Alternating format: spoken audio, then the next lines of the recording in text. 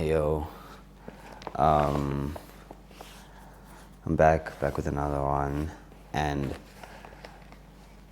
yo, this is obviously my guide for life, the artist way, and it actually brought about something that really had me thinking about my actions, my thoughts, over the last couple of weeks.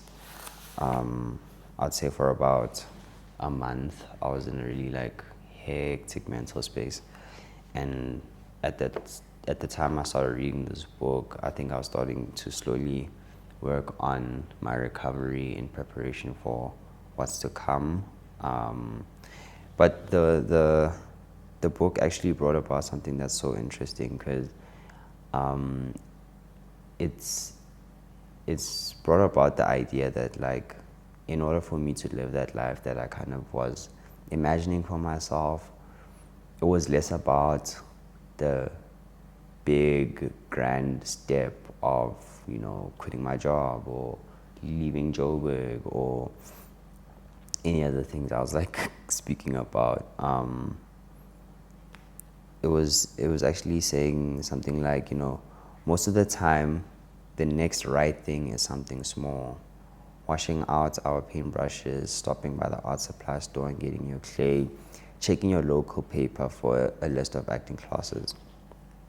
As a rule of thumb, it is best to just admit that there's always one action you can take for your creativity daily. This daily action commitment fills the form. I love that expression of filling the form. All too often, when people look at having a more creative life, they hold an unspoken and often unacknowledged expectation or fear that they will have to abandon their life as they know it. That was literally me. I can't be a writer and stay in this marriage. I can't pursue my painting and stay in this dull job. I can't commit to acting and stay in Cape Town or Joburg. Blocked creatives like to think they are looking at changing their whole life in one fell swoop.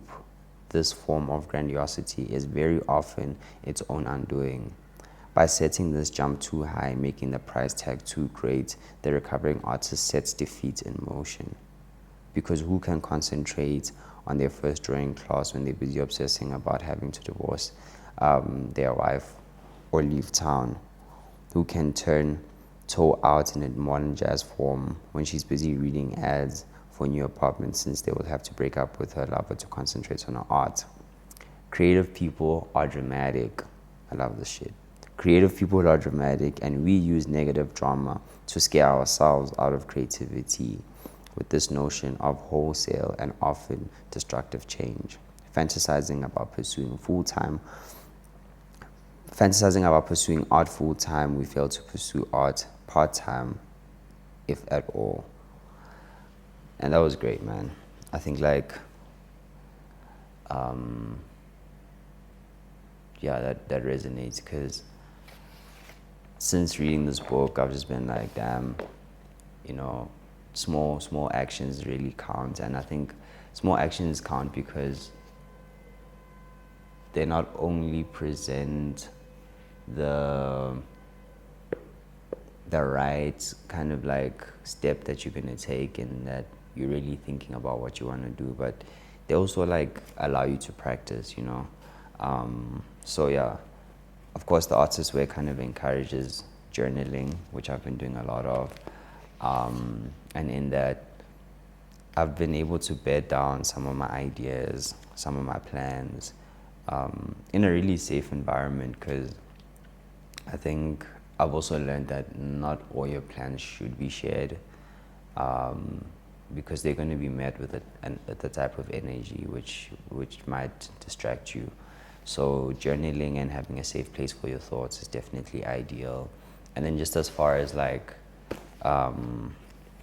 the visual arts journey, I've just kind of taken a book, An Atlas of Anatomy for Artists, which allows me to kind of sketch and practice my forms and figures, and I guess develop my artistry in a really small and practical way.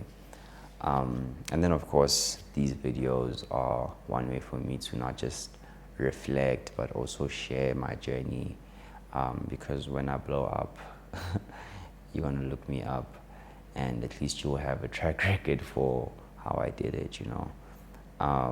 So, yeah, future me, I'm really proud of you. I think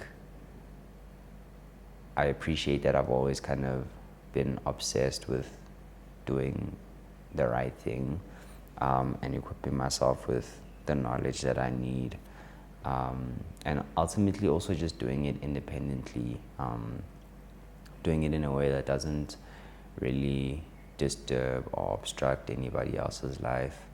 And when I look back at like practice as well, I think something that I've recently been thinking about is practicing certain thoughts or good thoughts, affirmations, practicing affirmations, that's the term, yeah.